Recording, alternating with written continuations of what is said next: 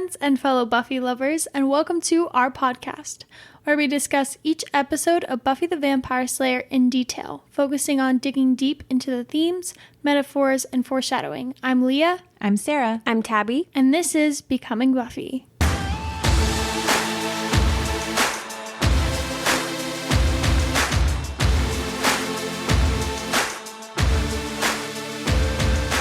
Hello, friends. Welcome back to Becoming Buffy.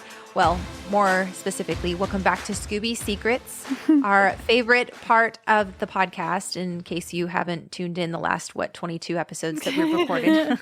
And we have so much for you today. Yeah, I feel like we always have a lot to talk about, but this one especially. Yeah, I was about to say, I don't know what it is about this episode. I don't have more spoilers than I've ever had before or anything that crazy. But, I feel like the spoilers I did have, I was like, oh my gosh, this is so interesting. At least to me, obviously. Well, this is the one Giles-centric episode we get out of the entire Buffy series. No, it's not. So, other than the season 4 one. Yeah, there's the one in season 4 where he gets turned into a monster. Yeah, okay, my bad. I guess I should say it's the only Ripper episode we get. I know. We really got gypped. I know. I agree. Well, they left it open-ended because they wanted to do the Rippers television series, which would have been really cool, but they never did it, so then we were just left with, not a lot of Ripper stuff, which is so sad. Yeah, but this is the only, real glimpse we get into Giles's past. We have, conversations here and there and sentences and stuff, but this is the one where we're like, whoa, this is who Giles is. We see the full picture of who he is, and it's fascinating, and there's a lot of foreshadowing for later stuff that happens in the rest of the series. Speaking of which... I know, we already put spoilers in before we gave our spoiler warning. Oh, yeah. What I was going to say is, obviously, this is a spoiler section, so if you guys don't prefer spoilers, then go ahead and probably already leave clicked now. off by now. I know. Gosh, why did they warn us? I feel like we give you guys enough warning before we start, but just in case, that way no one gets mad. This is the warning, don't say any further. This is also spoilers for not only all 7 seasons of Buffy, but also the show Angel. So if you care about spoilers for either of those, we would not recommend you stay. There's a show Angel. Oh, I'm so mad. Yeah, I know. I mean, if they've stayed this long and they haven't seen the shows before. Yeah, that's on you then. Yeah. Well, okay. So the thing is that I'm excited for us to finally get to the end of season 3 because we can finally talk about Angel in the non-spoiler section. Yeah. Because we have to be really hush hush about that because that's a huge spoiler that he comes back in season 3. And so there's or that he dies at the end of season 2. Yeah. We're heading towards his death. That's the thing that we're going towards. I'm so mad because I've started to show a friend of mine Buffy. I mean, she's snailing through, but I kept being don't look at spoilers, don't look at spoilers. And then she found out that Angel had his own show, and I was like, oh, really try to not have her know anything. But I mean, that one's so hard not to know. Yeah. Because when you look up Buffy on Hulu, Angel pops up. So yeah, exactly. I'm going to start lying to people and saying that it's a prequel to the show. Oh, that's a good idea. Yeah. We don't normally condone lying, but when it comes to Buffy spoilers, absolutely do it. Oh, yes. No, seriously, I remember when I was watching Buffy for the first time on Netflix because Angel popped up and I was like, what? I was super confused when she killed him, but then I was like, oh yeah, he must come back, which I'm really bummed that I never got to experience that of right? Where is he? Yeah. What's going on? See, I kind of did, I didn't know there was a show, but when he died, I just knew. I was like, they're going to bring him back. He's one of those characters I feel like you kind of know. I just thought that he was too big of a character to die. And I've realized in shows like this, anytime someone dies a mystical death, they end up being brought back. Yeah, typically. I guess so. Because I'm trying to think. Yeah, I guess there's nobody that died a mystical death that didn't get brought back. Because technically Tara was shot. And then Joyce died of an aneurysm. And Jenny snapped. No, she was snapped neck though. Yeah, it's not like she was bitten or something. Yep, you're right. Yeah, those are the 3 main deaths. I know there's other deaths. I can't remember. Sorry. Oh, Jonathan. Anya. Jonathan was stabbed. Oh, yeah. Which is... But Anya literally died stabbed in the last 7 minutes of the series. There's no way she's going to come back. Could you imagine, she dies and then they bring her back. You're like, oh. The last second, they're like... Or she wakes up and then... Okay, that's a horrible thought. Never mind. We need to stop with these horrible thoughts. We keep having them. But could you imagine that was horrible? She wakes up and then Sunnydale's ghost kaploots. That'd be so sad. She's like, I'm alive. She's like been slashed in half. Oh my gosh, that's awful. Sarah starts crying. I know, seriously. I mean, she'd be dead either way. Yeah, okay. This is sad. Anyways, started. Every time I think about the finale, I tear up. It's very emotional for me. But okay, we're not anywhere near there, so let's not talk about it yet. Okay. We're literally like 5 seasons away. This has nothing to do with Ripper, and we just talk about like Anya's death. She's not even on the show. Well, I can start with the first one because I'm super excited to talk about this because it's kind of like a small detail, but I thought it was really interesting. So when they're in the hallway and Jenny and Giles are there together and then the gang is like by the lockers, Xander and Willow look at each other and they say, "Can you feel the passion?" Uh-huh. And I was like, what? Like, I never noticed that before. Because obviously, like, passion is what kind of... She doesn't die in passion, right? Yeah, she dies in passion. Well, yeah, then she dies in passion. I thought, for some reason, I thought she died the episode after. Either way, I knew it tied into her dying. But she dies in passion, but it's also very interesting that they said it about their relationship. Like, Jenny and Giles, like... Oh, I just like was like, I don't know if that foreshadowing was on purpose or if it just like happened to correlate, but either way, I just thought it was so cool. I think initially when they wrote it wasn't on purpose simply because at this point, Oz hadn't really been introduced a ton. And I know that they were planning on having Oz killed instead of Jenny. And then he became a popular character. And so they decided not to kill him off. So Oz has barely been in the show. So I'm fairly certain that they had him in for a couple episodes before they decided to swap him and Jenny in Passion. But either way, I think that them titling the episode Passion was intentional. I don't know that them writing that about Jenny and Giles's relationship and then tying it into Passion was initially intentional. I think it would have been better to kill someone off that was there for like a whole season because I feel like it wouldn't have been as impactful if they had killed Oz off because we just met him and they don't even start to have like kind of sort of a relationship until like What's My Line Part 1 and 2. And then he dies like 3 episodes later. That doesn't really make sense. Well, and also, could you imagine them trying to do a Dark Willow storyline at the same time as Angelus? Yeah. Like, it would take away from both of those big moments in the show. I'm kind of glad that a lot of things got, like, ripped away from them as the seasons went on, because I feel like the progression of Willow really kind of, like, fit for season 6. And for the vibe of season 6, it has worked. But I feel like if we had squeezed her in season 2, we haven't really seen her dabble too much in the dark arts in season 2. We've barely even seen her do anything mystical at all up until this point. Like, it's not really until the end of season 2 that we even see her perform her first big spell, which is for Angel. Yeah. Right. And that's why it's such a powerful moment. And that's why Becoming Part 2 is so phenomenal, is because you actually have not just Buffy in the emotional fight with Angel, but Willow is doing her first spell at the same time. Like, it's just, it's so good. Also, did you guys notice that comment that Xander makes when they're all in the computer lab? He talks about how no one can be as tightly wound without erupting. And I thought it was really interesting that Anya says something very similar to Buffy in season 6, the episode Smashed, the episode where she starts to sleep with Spike. It's the episode where Willow is starting to kind of, well, not just that episode, but it's the season that Willow is having issues with magic. Mm-hmm. And through this like past rewatch, I realized that there is a very strong connection between Willow and Giles, and they have a really, they have a really strong relationship. And that's why it makes it so powerful that it's Giles at the end of season 6 who comes back and stops Willow.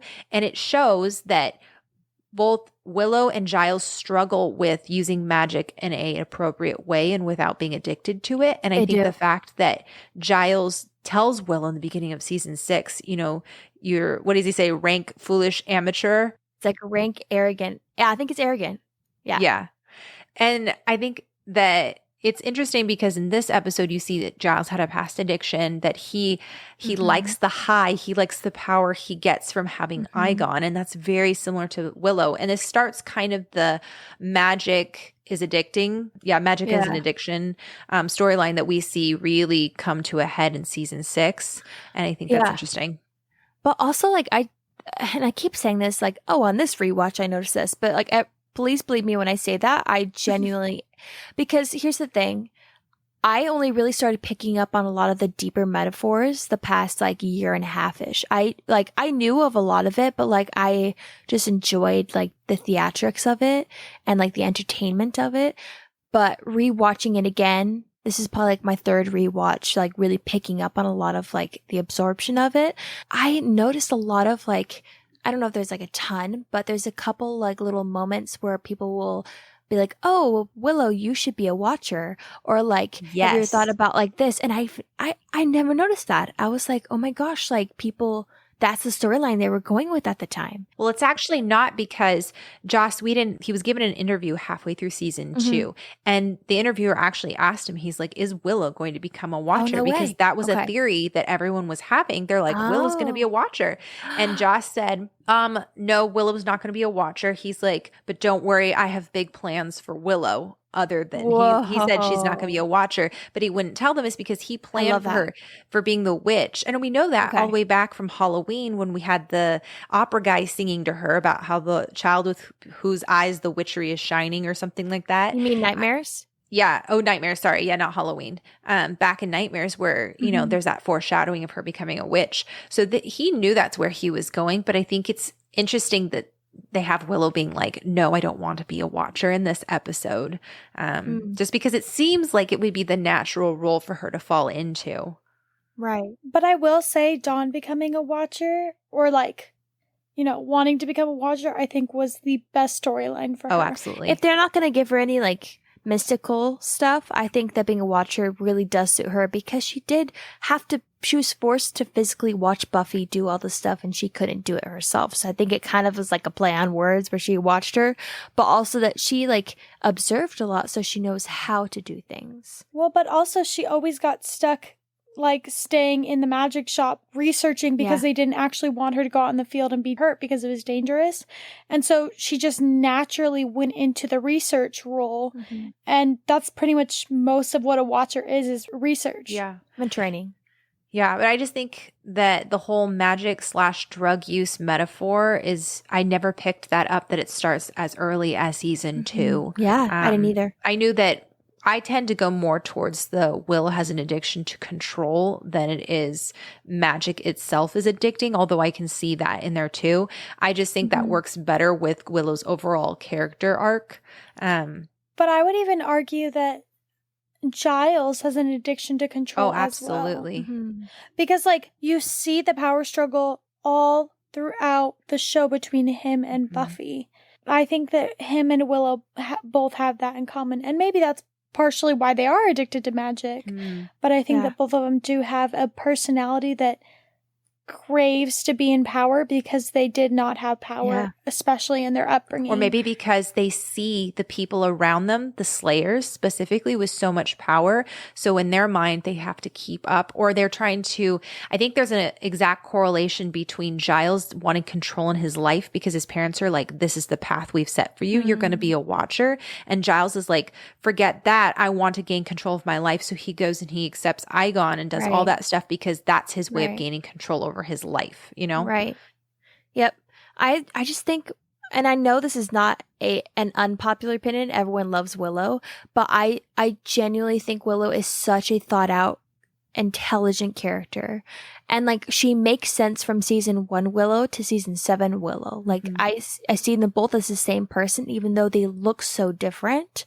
I think she's so incredibly interesting as a character. And I think that, like what you said, Sarah, about like there's two different metaphors there. There's like the feeling powerless, and then there's the whole addictive part. But I think a lot of it kind of goes hand in hand. Sure. Because it's like, I think that she just struggles with having self-control in general. And like, yeah, she was a lot more composed in the earlier seasons, but I think it's just because she was used to being powerless during that time. And then she got older and then got more confident in herself and like learned about herself and was like, "Oh, I'm going to take power into my own hands," but she didn't know how to navigate that correctly. Yeah.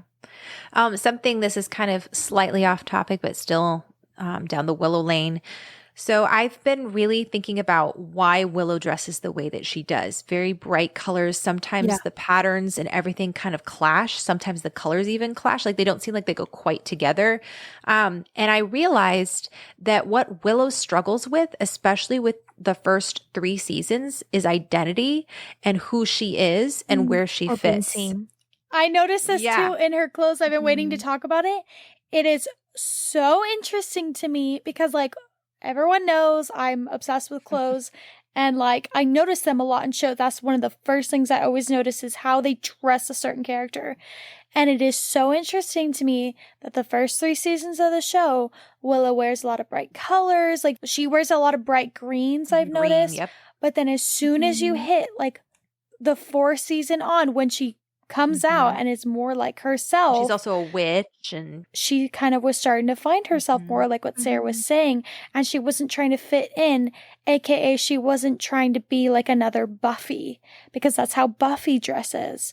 And so like it's just very interesting. And I mean, we can talk about how Buffy's style evolves as well with her character, but I've always found Willow's style like a little bit more subtle, but like very powerful when you think about it. I mean, subtle in the way, like what the message is trying to send across, because I think that Willow's outfits often are very loud. And I think that's Willow just trying to be like, this is who I am, or like, this is me, and like finding herself. And oftentimes her colors will clash. And I realized it's because Willow doesn't know who she is yet. And you literally see that in Restless when she has her clothes ripped off and you see her clothes from the first episode, is because Willow wears clothes as a costume in a way of like trying to gain control of her surroundings. And it's just really interesting. Yeah, that's very interesting. I'm glad you brought that up. Oh, well, thank you.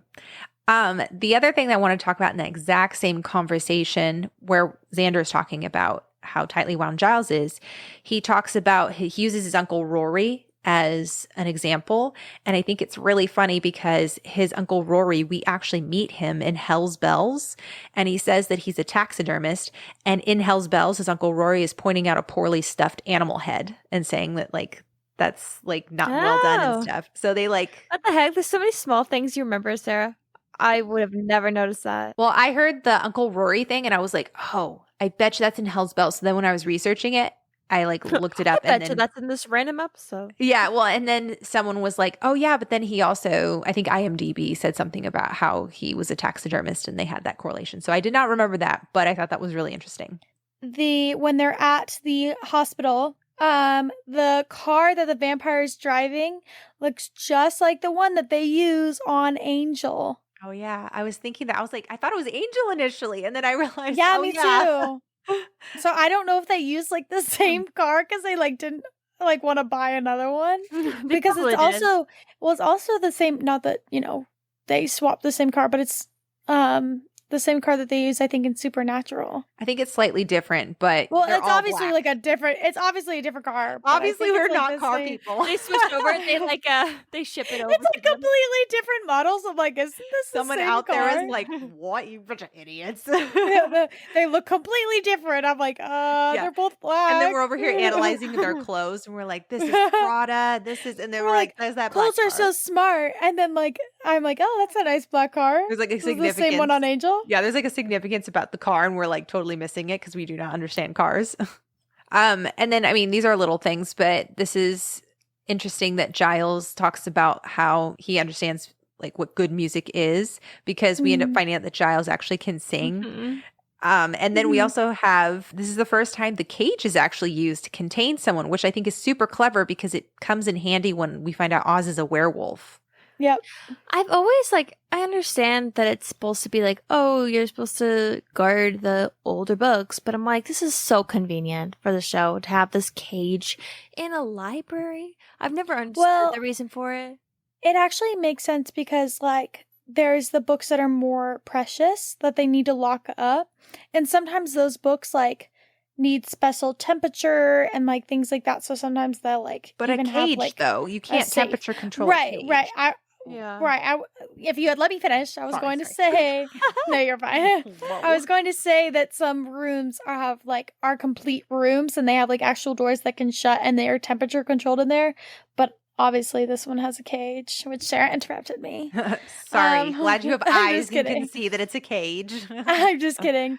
But I think it's just supposed to be that, one, they're supposed to be like the important books, but I think that more importantly, they're supposed to be Giles books that he doesn't want kids touching. No, I know why it's there. I understand the idea of it, but I just don't understand why it has to be a cage like that like is so nifty and is like perfect for, a werewolf not getting out of. Strong enough that you can, put a werewolf and a vampire in there and they won't get I out. know. Like, that is a pretty strong cage. Okay, so a couple things. So Willow channeling Giles in this episode, again, another correlation of how Giles and Willow have very similar storylines and how close they are. And I think how much Willow looks up to Giles, especially too, like noticing how kind of disappointed Willow was in Giles drinking and all that other stuff. You could tell she was kind of like, oh, he's a person I really look up to and he's struggling and he's having these difficulties. But I think that Willow being in leadership is something that happens again in season 6 in bargaining after Buffy dies. And I think it's interesting how she keeps getting forced into these leadership roles or I guess forced is not the right word. She takes on the leadership roles. And season 5, when Buffy has that comatose moment where she literally just like zones out when Dawn's been kidnapped by Glory and Giles is in the hospital, Willow immediately takes leadership. And then when Buffy has died, remember Xander, they all vote to put her in leadership. I just think that's really interesting. This is like the first step of that, like Willow taking charge and really being like, this is what we need to do, guys. And I just think it's cool that they carry that through the rest of the series. Yeah. Yeah. Speaking kind of on that and like Buffy's character, this was the first time I saw like season 7 Buffy in action. Yes. Like, it's specifically after Giles is like, this is none of your concern, blah, blah, blah, blah. And then she's like, oh, Xander, go do this, Cordelia. Like, and she's kind of like dictating stuff out and she kind of disregards like Giles. Not only do we see that like power struggle that we've been talking about, like kind of develop more where Buffy is realizing that even though Giles is her watcher, she ultimately is the slayer and like can kind of override him. But it's also just like so cool to see her take leadership so quickly and adapt to it and just like take charge in such a natural way, because that's all she does in like season 6 on up. And so it's just really interesting to see her kind of take charge again. It reminds me a lot of, oh no, I'm gonna say it again. Reminds me a lot of Teacher's Pet. No! I'm sorry, I don't know why. It reminds me Wow, this is the only episode we can think of calling back on. I hate this episode. I actually wish it didn't exist. Dead serious. Let me finish. In Teacher's Pet, when she is spurred on by Dr. Gregory to do research, you kind of see Buffy take leadership and ownership in that episode with a lot of things. Like, she's the one that tells Giles that you have to use like the bat scream and all this other, or sonar. It's not bat scream. You have to use sonar and all this other stuff. Is it sonar or bat scream? I can't even remember. Anyway, sonar is like, actually, I don't know if I'm correct, so I'm just gonna not say anything. Yeah, see, I'm like, ugh. I was gonna make a guess. I was like, if I'm wrong, I'm gonna sound really stupid. Yeah, I already sound stupid. But anyway, so Buffy knew how to defeat Miss French and all that stuff. And so this kind of reminded me of that Buffy. Like, we haven't really seen her like that in a while, and I really like it. I enjoy General Buffy. Like when Leah said this reminded her of season 7, I also wrote that down too. But I don't know, every time I get glimpses of that, my heart kind of like breaks again. Because not gonna lie, like season 7, like the tension between Giles and Buffy kind of makes me a little sad, just because like when I rewatch like the beginning seasons, I'm like, oh, like especially episodes like Helpless is one of my all-time favorite episodes. And like at the end when it's like that sweet, like, oh, you have a father's love for the child, and like there's just like that sweet connection with them, it just kind of makes me sad to think of what happens. Not that there's like a major like drift between them. I think there is a lot of it, but I think like it makes sense because Buffy is the Slayer. Yeah. And I don't want to give too much away because I have a lot to say on that. And I feel like I kind of want to save it for that episode. But I will say that I think that it's interesting to watch Buffy and Giles's relationship evolve and change over the seasons. And yes, they have that rift at the end, but they do end the season on the same page again. Yeah, for sure. You know, so yeah, I agree with you though, Tabs. I think that this right here shows that Giles in season 7 wasn't fully out of character, like some people like to believe he is, you know? So anyway. Okay, so like on a bummer note, I was really kind of sad when I saw this, but Cordelia makes that comment right after Willow's talking about the mark of Igon, and she talks about how, known as the sleepwalker, can only exist in this reality by possessing an unconscious host. Temporary possession gives the host a euphoric feeling of power, and then how the possession is permanent. Igon will be born from within the I see where this the one's host. going. Yes, you know where this is going. And Cordelia says, I'm guessing you. And it makes me so sad because of what happens to Cordelia in season 4. I don't even want to talk about it, to be honest.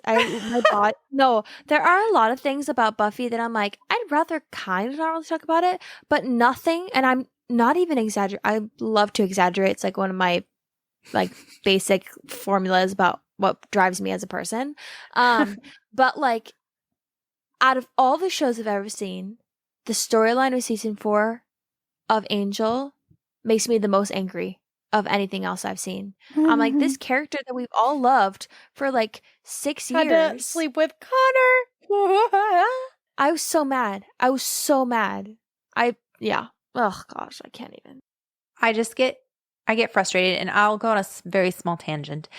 My biggest beef with the show Angel is how they treat their female characters. Yep. Every single one of their female characters either becomes impregnated or has something take over their body. Darla, Cordelia, and that's Fred, how they die. It's not just how like they die. That's a small storyline. Yep, that's how they literally die. Yeah. I think one of my biggest beefs with Angel as well, one of my minor big beefs, if that makes sense, is... No, it doesn't, but go ahead. is Fred's character in general. I love Fred, but they reduced her to a love interest every single time. Like, when she was with Gunn, her and Gunn's, like, storyline, non-existent. Like, no character development for either of them for, like, a whole season. They were stagnant. It was so boring. It was awful. I knew their characters were meant for more. And then after that, Fred just pretty much became a catalyst for Wesley's character. So it was like Fred was pretty much mainly used to push forward Wesley's character. I don't know if I agree with that. Yeah, season 5, Fred was starting to find her feet. Yeah. And the thing is that I recognized that they were planning on having another season after, and Fred would come back, and it was going to be this whole big thing. But they knew that the show was ending, so they kind of had to just go with where they were going with Illyria. I do think that once Fred turned into Illyria, she started having an actual cool storyline. But a lot of times, Fred was just used as a catalyst for Wesley and the rest of the boys. Well, that's what I was saying. Is that like they had even like Cordelia. Like, this may be unpopular. I love Cordelia as a character, but a lot of times towards the end of like middle-ish towards end of Angel, like Cordelia was middle of season 3. Yeah, kind of like season 3 and season 4. Cordelia was less so of her own character and more so like kind of like a catalyst for Angel and kind of like a cheerleader for Angel. Well, that's because they wanted them to be together for the network. So it was, again, at the expense of the female character. Yep. Every single one of them were cool on their own. They were going somewhere. Same thing with Darla. Although I will say, out of all the storylines, Darla's actually makes sense. Gave her a cool arc. I agree. She actually had an arc when she was pregnant because she could feel the essence of Connor's soul. That's the only good part of Connor's character, was because of Darla's. And it wasn't just like Darla's soul, like it wasn't just her pregnancy. Like, we'd seen Darla be human before that. We'd seen her become a vampire again. Like, there was a lot going on. She was a 3-dimensional character. Feeling sadness. Like, you see her feel human emotions as a vampire. But if that was an isolated thing, it would have been fine. Yeah. But then you had Cordelia, and then you had Fred, and it was like, oh my gosh. And I think what was more frustrating about it was that they gave us good, interesting female characters and then robbed us of good storylines of them. Fred was a fascinating Fred was a fascinating character, and I love her to death, but there was still something missing with her. Cordelia was like a strong character who grew, who had such a good storyline, and then like probably halfway through season 3 and the ending of season 4, they crapped all over her character. And Darla, I was never the biggest fan of Darla, but she's the only one where I was kind of like, okay, you know what, your storyline actually did you justice, but it took a little of some like wobbly turns to kind of get to a good ending for her. Yeah, and it's frustrating, and I think about that and I'm like, ugh. And I'm thankful we have You're Welcome to kind of like finish out Cordelia's character arc a little bit, but it just makes me so sad that she went through all of that just to have it like cut off and then killed. And it feels like Cordelia Chase was meant to do so much more than just be the catalyst for one man. I agree. And it's frustrating, but I mean, there's nothing we can do about that. And so I kind of tend to look at the Cordelia in Buffy as slightly different than the Cordelia on Angel, simply because I like to believe that Cordelia did end up escaping somewhere and living a long, happy life somewhere after she left Sunnydale. Yeah, I don't know. It literally makes me infuriated because like Cordy was supposed to be either she was supposed to be like Cordy herself and be shallow but be great in that area, or she was supposed to grow and be the champion she was supposed to be on Angel and then continue in that way and then die with dignity. We just didn't get either. And I just was like, this is not how Cordy's character was supposed to go out. Like, it just is so stupid to me. But yeah, I do appreciate that they had her die selflessly. And I think that that is a good arc for her because we see her as an extremely selfish person in season 1 of Buffy, and someone who's also incredibly lonely. She died surrounded by her chosen family and as someone who gave up a lot and became very unselfish. So I do think that there was resolution in that regard, but yeah, the rest of it is just, it's sad because it feels like it was cut too short. Yeah. Also, speaking of Angel, I did want to mention the irony in Angel saving Jenny this episode. Because like, yeah, right. And I think they did this kind of on purpose because I think that they had the idea of Jenny dying. I think it was kind of probably a toss up between Jenny and Oz. And so I have a feeling that they were leaving Easter eggs for both kind of. But like, I think it's so interesting that like Angel comes in, he's the only person who can save her. He ends up saving her, and you kind of just don't think about it because you're like, oh, you know, Angel saves everyone. Buffy saves everyone. That's what the gang does. But then flash forward to the ending of the season, not even like middle of the season, and Angel is the reason that, you know, she dies. I kind of didn't feel like they knew what they were doing in this episode when it came to like foreshadowing, when it came to Angel and Jenny, because we've only met Oz like twice at this point.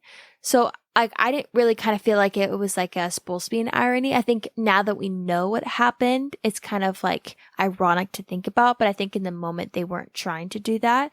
But I do always forget that his character once was like the shining hero in an episode when it came to her, because when I always think of like Jenny and Angel, I just think of tragedy. Well, and it's not just Angel, too. Like, literally, Angelus saves Jenny because Angelus is the one that fights Igon and kills him. That's true. And on top of that, too, Angelus has his hands around her neck and is choking her, and he snaps her neck in passion. Yeah. Like, it's just very, like, they definitely were very specific when they wrote passion. I don't know if they did it in this one, but it was, it was just very interesting. In talking about the whole Angelus thing, did you notice that Jenny forces Giles up inside of his house when she got Igon, and she forcibly kisses him, and then she pulls back and says, "Was it good for you?" And when Angelus kills Jenny's uncle, he paints his blood on the wall for Buffy to find, and he says, "Was it good for you?" The exact same thing. Creepy. I hate that line. Yep. I also think it's really precious that conversation that Buffy and Giles have in his house where he breaks down and says, "I don't know how to stop it without killing Jenny." And then she says, "I'm going to try to contain it until they can figure something out." And then he says, "Buffy, I'm sorry." And she says, "I know." It reminds me of the episode Innocence, I think, after Yep. That's what I was thinking. Yeah, after she sleeps with Angel, and they have that whole conversation in the car, and he tells her, you know, "I'm not going to berate you. You will always have my respect." And I think this episode is so important, if only for that conversation, because it shows the level of intimacy that Buffy and Giles now have, the trust that's being built, and how that just continues to grow over the seasons. It makes it so impactful too when Giles gets kidnapped at the end of the season, because you've seen the bond that they have, and you're like, oh my gosh, like Buffy needs to go save Giles right now. Yep. And for, like, again, I'm going to bring it to Helpless. Not, you guys I was thinking I was going to say Teacher's Pet. Nope. I was like, no. Not going to say Teacher's Pet. But to Helpless, because season 2 is just such a fundamental season for Giles and Buffy's relationship. So when season 3 happens, you're just so taken aback and helpless, because you're like, you would never thought he would poison her like that. But yeah, I don't know. I just I forget about this conversation they have in his house when he's just scared and she's able to be there for him, because in turn he can talk to her in innocence, and then she saves his life in Becoming Part 2. And I don't know, everything always builds up and it's just so beautiful. Yeah. Yeah, totally. And then another Cordelia thing. So when Willow is continuing to channel Giles and is drinking the tea, and then Cordelia and Xander are at each other's throat. Did you see this? Okay, so Cordelia reads about how you cut a demon's head off to kill it. And this is believed until there's no place like Plurd's Glurb, when she's queen of Plurd's Glurb on Angel, and they cut Lauren's head off and they bring it to her on a platter, and she believes that he's dead, and then she finds out that you can't kill Lauren by cutting off his head. Do you remember that? Yes, because I thought he was actually dead, and I was so angry because I was like, no, I was so mad because I was like, this is not how you kill a beloved character, just something so stupid and so morbid. I was about to pop off. I was so mad. You were already hating the show at that point too. Well, no, I wasn't hating it. Here's the thing. This is how I am with Taylor Swift too, the Queen Taylor Swift. She is the love of my life. Whenever I listen to a new album of hers, I always hate it at first because I have such unrealistic expectations, because she's amazing, that anything other than nothing wrong in a song, which is true, but I listen to it and I'm like, I hate it, and then I go back and I love it. That's how I am with Angel. When I first watched it, I was just so scared that Angel was gonna be a really rough character to watch outside of Buffy, and there were some really rough times season 2, but I really appreciated the show after watching it, because we also binged way too much of it too soon, and I didn't have time to process all of it. All that to say, I don't hate Angel. I think that I just was having a hard time watching it the first time, and the only time I've ever seen it. But especially that episode with Lauren, I remember telling Sarah, I was like, I don't want to watch anymore. That was my tipping point. I was like, and Sarah was like, just watch. And I was like, I was so mad. I was like, that is not how you kill off Lauren. I was so. And he had just started becoming a regular recurring character too. I getting triggered thinking about my feelings in that episode. Yeah. But I just think that's interesting that there's just all these little tie-ins and callbacks. It really makes the characters feel very real. Yeah. And then I think it's also interesting that Cordy mentions that Xander needs a brain, because we know from Restless that Giles is the brain of the group, Xander is the heart. And it's interesting because Giles is incapable of functioning in this episode. So they are missing their literal brain, or their literal brain, I guess their figurative brain. And so in the scene, Willow says, if we all put our heads together, and I thought that was a really cool metaphor. But it's also interesting because you really truly see Willow as the spirit of the group in this episode. She's the one that's rallying everybody, getting them together and getting them to work well together and stuff. So I don't know. I always like little tie-ins like that, because I'm always looking for the hand, the heart, the spirit, and all that stuff. Did you guys catch that really sweet moment when Angel saves Jenny and Buffy looks up at him and says, winner and still champion? Yep. Yeah, so cute. And I was like, Angel the champion. Yeah, that's what I was about to say. It's it always reminded me in Angel when he just was constantly referred to as a champion. Because Buffy called him one first. So cute. Oh, Cheers. My gosh, I love them so much. I'm so excited to talk about the rest of the show with them. Anyway. I'm so partial to them. I'm sorry, guys. I could try and be impartial when it comes to other things, but my heart will just always go out to Angel and Buffy. Yeah. And I'll talk about other things when they get there and there's a lot of good happening. But they have such an innocent place in my heart. Yeah. Second best is Buffy and Owen. I'm just kidding.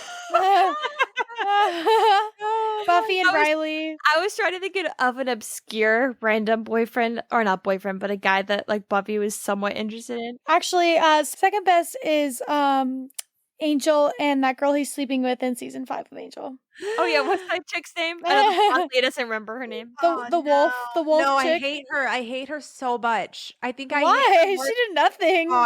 I don't even remember her name. I just don't like her. Oh my gosh, she drives me nuts. Dude, that was savage at the end though. She's like, let's leave, and he just is like, no. like, well, he was trying to protect her, but I will say, so like they get together, they have that moment, and then immediately he leaves because Buffy's in trouble in Paris because he has spies watching her. And then he comes back and you see them sleeping together and she's like, is it that girl in Paris? And I was like, ha ha. And he's like, yeah. I mean, he says no, but like, it always is.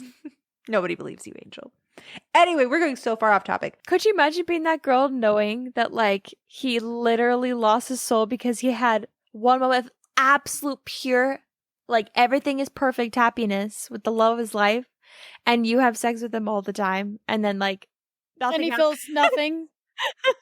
I would literally every morning I wake up and be like, you feeling anything? Are we getting there yet? I'd be flattered if he turned into Angelus, but then I'd also immediately regret it. No, you know what I'd be so angry at? It's not the fact that he didn't lose his soul. It's that he knows he won't lose his soul. Like, he knows that if he, like, has any, like, he knows that he will not be that happy with me. Yeah. I literally think that that's what would piss me off the most. I'd be like, what am I doing here if you see no happiness with me But also, ever? the fact that he's not even stressed at all about sleeping with her, he's like, Oh, that's "No, what I let's do mean." it." I know, but I'm saying, like, could you imagine, like I'd be at least a little bit like, oh, maybe we'll make it. Maybe he really does love you, but just not as much as, Buffy was at the time, which is so horrible to think about. But the fact he's not even like worried at all to sleep with her. Like, he just doesn't even think about it. He was semi-worried, but not for those reasons. Like, Wesley had to literally talk him into dating her because Wesley was like, soulmates only come around like once every like, I don't remember what it is. Like, they're only one every 1,000 chance, or it was like some really obscure number. I don't remember exactly what it is. Sorry, everybody, I'm butchering it. But Wesley was like, it's very, very, very rare, and it's a once in a lifetime opportunity. He's like, why not just like date her? Because it's a good thing to do. So Angel's like, oh, okay, she's basically like his 5th choice at this point. Like, No, that's generous. I don't even think I literally just think it was the fact her that, name like, is Nina. I could just I literally think it was just the fact that like Angel was like, I'm not doing anything, and like I got some time to kill, like might as well do you. yeah. The stupid part is she's like brought back in the episode that he's a puppet. And nobody remembers that she's in it because everybody just remembers the puppet. Like, Plus, she's a pretty forgettable character. Anyway, why are we talking about Nina? I hate her. Okay, moving on. The last thing I have to say is there's a theory that this is one of the first bits of foreshadowing that Jenny is not actually who she says she is. And especially at the very end of the episode, how quickly she says she needs space from Giles. And that's not to diminish what she went through because yes, absolutely, it was traumatizing. But the thing is that she's a techno-pagan. She's aware of mystical forces. She knows all of this stuff. She knows like what she was getting into being involved with the Watcher.